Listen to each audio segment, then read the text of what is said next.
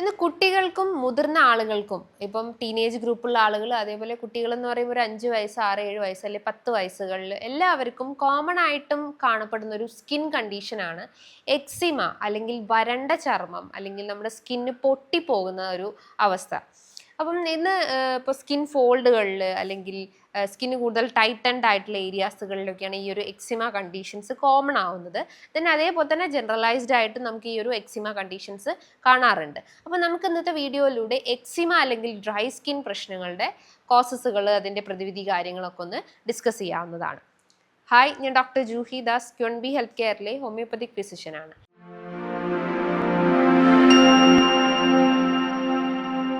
Eczema അല്ലെങ്കിൽ dry skin. Eczema എന്ന് പറയുമ്പം അതിൻ്റെ ഒരു ഗ്രീക്ക് മീനിങ് എക്സീൻ എന്നാണ്.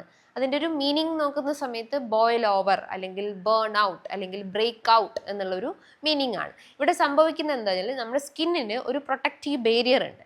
ആ ബാരിയർ നഷ്ടപ്പെട്ടു പോകുന്ന സമയത്ത് അത് പെട്ടെന്ന് പൊട്ടിപ്പോവുകയും അല്ലെങ്കിൽ സ്കിന്നിൻ്റെ ആ ഒരു ബാരിയർ നഷ്ടപ്പെട്ടു പോകുന്ന സമയത്ത് സ്കിന്ന് നമ്മൾ നന്നായിട്ട് ചൊറിച്ചിൽ അനുഭവപ്പെടും.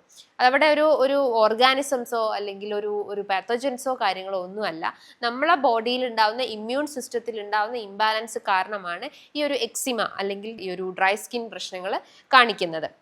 എക്സിമ എന്ന് പറയുമ്പോൾ ഡ്രൈ സ്കിൻ ആണ്. പക്ഷെ ഡെർമറ്റൈറ്റിസ് എന്ന് പറയുമ്പോൾ ഇൻഫ്ലമേഷൻ ആണ്. സ്കിന്നിൻ്റെ derma means skin, itis means inflammation, നീർക്കെട്ട്. സ്കിന്നിൽ ഉണ്ടാവുന്ന ഇൻഫ്ലമേറ്ററി കണ്ടീഷൻ ആണ് ഡെർമറ്റൈറ്റിസ് എന്ന് പറയുന്നത്.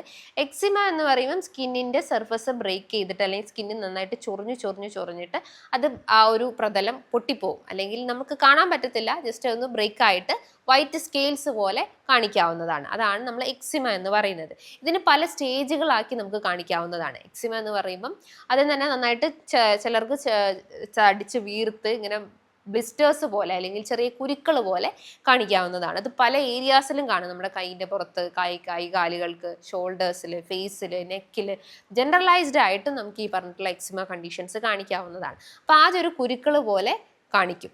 പിന്നെ അത് നമ്മൾ ചൊറിഞ്ഞ് അതിൽ നിന്നും പസ് വന്ന് അത് ഡ്രൈ ആയിട്ട് ഫ്ലേക്സ് വരും. ഡ്രൈ ഫ്ലേക്സ് അല്ലെങ്കിൽ ഡ്രൈ പോലത്തെ പൊടി പോലെ കാണിക്കാവുന്നതാണ്. അങ്ങനെയാണ് ഇതിൻ്റെ സ്റ്റേജസ് ഓഫ് പീരീഡ് എന്ന് പറയുന്നത്, അല്ലെങ്കിൽ ആ ഒരു കണ്ടീഷൻസ് കാണിക്കുന്നത് ഇങ്ങനത്തെ ഈ ഒരു സ്റ്റേജിലൂടെയാണ്. അപ്പം യൂഷ്വലി പലരും ചോദിക്കാറുണ്ട്, ഈ ഒരു എക്സിമ അല്ലെങ്കിൽ ഡ്രൈ സ്കിൻ പ്രശ്നങ്ങളുള്ള സമയത്ത് അതൊരു വ്യക്തിയിൽ നിന്നും മറ്റൊരു വ്യക്തിയിലേക്ക് പടരുമോ അല്ലെങ്കിൽ സ്പ്രെഡ് ആവുമോ? അതൊരു നോൺ കമ്മ്യൂണിക്കബിൾ ഡിസീസാണ്. അതൊരു വ്യക്തിയിൽ നിന്നും മറ്റൊരു വ്യക്തിയിലേക്ക് സ്പ്രെഡ് ആവില്ല. പക്ഷേ സ്കാബിസ്, ടീനിയ അല്ലെങ്കിൽ ഫംഗൽ ഇൻഫെക്ഷൻസ് ഇതൊക്കെ ഒരു വ്യക്തിയിൽ നിന്നും മറ്റൊരു വ്യക്തിയിലേക്ക് സ്പ്രെഡ് ആവും. കാരണം അവിടെ ഒരു ഓർഗാനിസം അല്ലെങ്കിൽ ഒരു കോസേറ്റീവ് ഏജന്റ് അല്ലെങ്കിൽ ഒരു മൈക്രോ ഓർഗാനിസംസ് അവിടെ പ്ലേ ചെയ്യുന്നത് കൊണ്ടാണ് ആ ഒരു ഇൻഫെക്ഷൻ മറ്റൊരു വ്യക്തിയിൽ നിന്ന് ഒരു വ്യക്തിയിലേക്ക് സ്പ്രെഡ് ആവുന്നത്. ഉദാഹരണം, ഇപ്പോൾ കുട്ടികൾക്കൊക്കെ റിംഗ് വേം ഇൻഫെക്ഷൻസ് അല്ലെങ്കിൽ ഫംഗൽ ഇൻഫെക്ഷൻസ് ഒക്കെ കോമൺ ആണ്. അൺഹൈജീനിക് പ്രസൻസ് കാരണം അല്ലെങ്കിൽ വൃത്തിയില്ലായ്മ കാരണം കുട്ടികളിൽ നിന്നും മറ്റൊരു കുട്ടികളിലേക്ക് ഈ ഒരു ഇൻഫെക്ഷൻസ് സ്പ്രെഡ് ആവാനുള്ള ചാൻസസുകളുണ്ട്. അവിടെ റിംഗ് വേം അല്ലെങ്കിൽ വട്ടച്ചൊറി പോലത്തെ കണ്ടീഷൻസ് ആണ് കാണിക്കുന്നത്. അവിടെ ഫംഗൽ ഗ്രോത്ത് അമിതമായിട്ട് ഉണ്ടാവുമ്പോൾ കാൻഡിഡ ആൽബിക്കൻസ് പോലത്തെ ഫംഗസ് ഗ്രോത്തിൻ്റെ ഒരു വളർച്ച കാരണമാണ് ഈ ഒരു റിംഗ് വേം ഇൻഫെക്ഷൻസ് ഉണ്ടാവുന്നത്. അപ്പോൾ അതൊരു വ്യക്തിയിൽ നിന്നും മറ്റൊരു വ്യക്തിയിലേക്ക് സ്പ്രെഡ് ആവും. പക്ഷേ എക്സിമ കണ്ടീഷൻസ് ഒരു വ്യക്തിയിൽ നിന്നും മറ്റൊരു വ്യക്തിയിലേക്ക് സ്പ്രെഡ് ആവുകയില്ല. ഈ ഒരു എക്സിമ കണ്ടീഷൻസിന്റെ കാരണങ്ങൾ നോക്കുന്ന സമയത്ത് ഒന്നാമത്തെ ഞാൻ പറഞ്ഞു, ഇതൊരു കോസേറ്റീവ് ഏജന്റോ അല്ലെങ്കിൽ ഒരു മൈക്രോ ഓർഗാനിസംസോ ഒരു പാത്തജൻസോ കാര്യങ്ങളോ ഒന്നും ഇവിടെ അഫക്റ്റ് ചെയ്യുന്നില്ല, അല്ലെങ്കിൽ അതിന്റെ ഭാഗമായിട്ടുണ്ടാവുന്നതല്ല. ഇത് നമ്മുടെ ശരീരത്തിലെ ഇമ്മ്യൂൺ സിസ്റ്റത്തിൽ ഉണ്ടാവുന്ന ഇംബാലൻസ് കാരണമാണ് ഈ ഒരു പ്രശ്നങ്ങൾ കാണിക്കുന്നത്. പ്രതിരോധ ശേഷി കുറഞ്ഞു പോകുന്ന സമയത്ത് നമ്മുടെ സ്കിന്നിന്റെ സർഫസുകളിൽ ഉണ്ടാവുന്ന ബാരിയേഴ്സിൽ ഡിസ്ഫങ്ഷൻ വരും, അല്ലെങ്കിൽ സ്കിന്നിൽ ആക്ട് ചെയ്യുന്ന കെമിക്കൽസും ന്യൂറോ ട്രാൻസ്മിറ്റേഴ്സിലൊക്കെ ഇംബാലൻസ് വരുമ്പോഴാണ് ഈ ഒരു സ്കിന്നിൽ ഡിസ്കളറേഷൻസും ഇച്ചിങ് പ്രശ്നങ്ങൾ ഉണ്ടാവുന്നത്. ജെനറ്റിക് ഹിസ്റ്ററി, പാരമ്പര്യമായിട്ട് നിങ്ങൾക്ക് എന്തെങ്കിലും സ്കിൻ അലർജീസ് ഉണ്ടെങ്കിൽ അത് നിങ്ങൾക്ക് സ്പ്രെഡ് ആവാം, അല്ലെങ്കിൽ നിങ്ങളിലേക്ക് വരാനുള്ള സാധ്യതകളുണ്ട്. അതേപോലെ തന്നെ എന്തെങ്കിലും അലർജി ടെൻഡൻസി ഉള്ള ഒരു ശരീരമാണെങ്കിൽ പെട്ടെന്ന് എക്സിമ ബുദ്ധിമുട്ടുകൾ ട്രിഗർ ചെയ്യാം.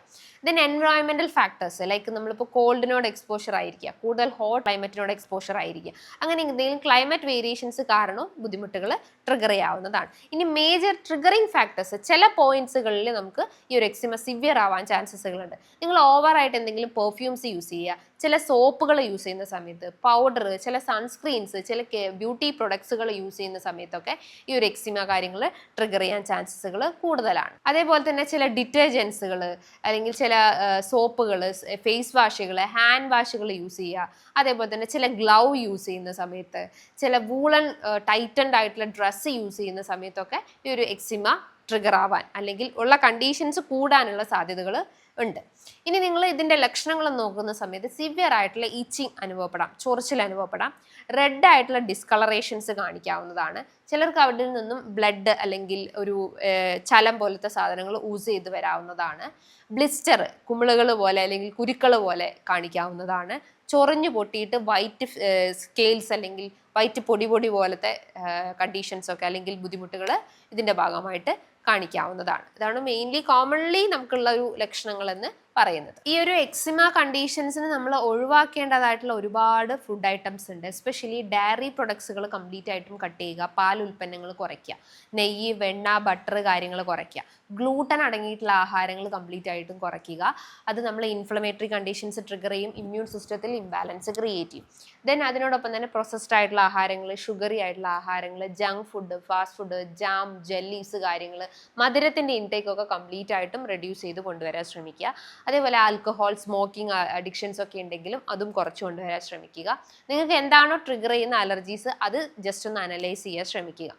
ദെൻ പല രീതിയിൽ നമ്മൾ ഈ ഒരു എക്സിമാനെ ക്ലാസിഫൈ ചെയ്തിട്ടുണ്ട്. ഏകദേശം 8 മുതൽ 7 രീതിയിൽ നമ്മൾ എക്സിമ ക്ലാസിഫൈ ചെയ്തിട്ടുണ്ട്. അറ്റോപിക് എക്സിമ, അറ്റോപിക് മീൻസ് നമുക്ക് സ്കിന്നിൻ്റെ സർഫസിൽ ഡ്രൈ ആയിട്ടും ഇച്ചി ആയിട്ടുള്ള അപ്പിയറൻസ്, ഇച്ചിങ് ബുദ്ധിമുട്ടുകൾ ക്രിയേറ്റ് ചെയ്യാം. അതേപോലെ തന്നെ പോംഫിഗസ് എന്ന് പറയുമ്പോൾ അതിൻ്റെ ഷേപ്പ് ഒരു ഫ്ലൂയിഡോ അല്ലെങ്കിൽ ബ്ലിസ്റ്റർ ഫോർമേഷൻസ് കാണിക്കുന്നതാണ് പോംഫിഗസ് എന്ന് പറയുന്നത്. ഡിസ്കോയിഡ് എക്സിമ ഉണ്ട്, അത് ഒരു ഡ്രൈ ആയിട്ടുള്ള അല്ലെങ്കിൽ ഫ്ലേക്സ് പോലെ കാണിക്കാം. കോണ്ടാക്ട് എക്സിമ എന്ന് പറയുമ്പോൾ എന്തെങ്കിലും വസ്തുവിനോട് കോണ്ടാക്ട് വരുന്ന സമയത്ത്. ദെൻ സെബോറിക് എക്സിമ കണ്ടീഷൻസ് അല്ലെങ്കിൽ സെബോറിക് ഡ്രൈ സ്കിൻ പ്രശ്നങ്ങൾ അതിൻ്റെ ഭാഗമായിട്ട് ഉണ്ടാവാം. സെബോറിക് എക്സിമ എന്ന് പറയുന്നത് എസ്പെഷ്യലി നമ്മുടെ ഐബ്രോസിൽ, നോസിൻ്റെ ഭാഗത്ത്, സ്കാൽപ്പിൽ, ഇവിടേക്കാണ് മെയിൻലി ഈ ഒരു സെബോറിക് എക്സിമ കാണിക്കുന്നത്. ലൈക്കൻ സിംപ്ലെക്സ് എന്ന് പറയുമ്പോൾ അത് ഡ്രൈ ആയിരിക്കും, ഭയങ്കര തിക്കൻഡ് സ്കിൻ ആയിരിക്കും, അതിൻ്റെ ഭാഗമായിട്ട് ചൊറിച്ചിലും അനുഭവപ്പെടാവുന്നതാണ്. അത് കൂടുതലായിട്ടും സ്ട്രെസ്സിൻ്റെ ഭാഗമായിട്ട് ട്രിഗർ ചെയ്യുന്നതാണ്. ദെൻ വെരിക്കോസ് എക്സിമ എന്ന് പറയുമ്പോൾ വെരിക്കോസ് അൾസറിൻ്റെ ഭാഗമായിട്ട് അത് ചൊറിഞ്ഞു പൊട്ടി വ്രണമാവുന്ന ഒരു അവസ്ഥയാണ് വെരിക്കോസ് എക്സിമ എന്ന് പറയുന്നത്. അങ്ങനെ പല ടൈപ്സുകളിലും നമ്മൾ എക്സിമ അല്ലെങ്കിൽ ഈ ഒരു ഡ്രൈ സ്കിന്നിനെ ക്ലാസിഫൈ ചെയ്തിട്ടുണ്ട്. ഒരു കോസുകൾ മാത്രമല്ല, പല ഫാക്ടേഴ്സ് കൊണ്ടും ഈ ഒരു എക്സിമ കാണിക്കാവുന്നതാണ്. അപ്പോൾ ഇവിടെ നമ്മൾ എക്സ്റ്റേണലി ഓയിൻമെന്റ്സ് കാര്യങ്ങളൊന്നും തേച്ചിട്ട് കാര്യമില്ല. ഇന്റേണലി എന്തോ ഒരു റൂട്ട് കോസ് കൊണ്ട് അല്ലെങ്കിൽ എന്തോ ഒരു കാരണം കൊണ്ടാണ് ഇത് ട്രിഗർ ചെയ്യുന്നത്. അപ്പോൾ ആ ഒരു റൂട്ട് കോസ് നമ്മൾ അനലൈസ് ചെയ്യുക, അതിനനുസരിച്ചുള്ള ട്രീറ്റ്മെന്റ് കാര്യങ്ങൾ ഫോളോ അപ്പ് ചെയ്യുക. ഹോമിയോപ്പതി സൈഡ് നോക്കുന്ന സമയത്ത് നല്ല രീതിയിലുള്ള ട്രീറ്റ്മെന്റ്സ് കാര്യങ്ങളൊക്കെ ഇതിന് അവൈലബിൾ ആണ്. നമ്മളൊരു പേഷ്യൻറ്റിൻ്റെ അല്ലെങ്കിൽ ഒരു ഇൻഡിവിജ്വലിനെ കംപ്ലീറ്റ് ആയിട്ടും അനലൈസ് ചെയ്ത് ബോത്ത് ഫിസിക്കൽ ആൻഡ് മെന്റൽ കാര്യങ്ങളൊക്കെ അനലൈസ് ചെയ്തിട്ടാണ് അവർക്ക് മെഡിസിൻസ് കാര്യങ്ങളൊക്കെ ട്രീറ്റ്മെന്റ് കാര്യങ്ങളൊക്കെ ഫോളോ അപ്പ് ചെയ്യുന്നത്. സോ ഇതുമായി ബന്ധപ്പെട്ട് എന്തെങ്കിലും ഡൗട്ട്സ് കാര്യങ്ങളൊക്കെ ഉണ്ടെങ്കിൽ താഴെ കാണുന്ന നമ്പറിൽ കോൺടാക്ട് ചെയ്യാവുന്നതാണ്. നല്ലൊരു ഹെൽത്ത് ടോപ്പിക്കുമായി വീണ്ടും കാണാം. Thank you.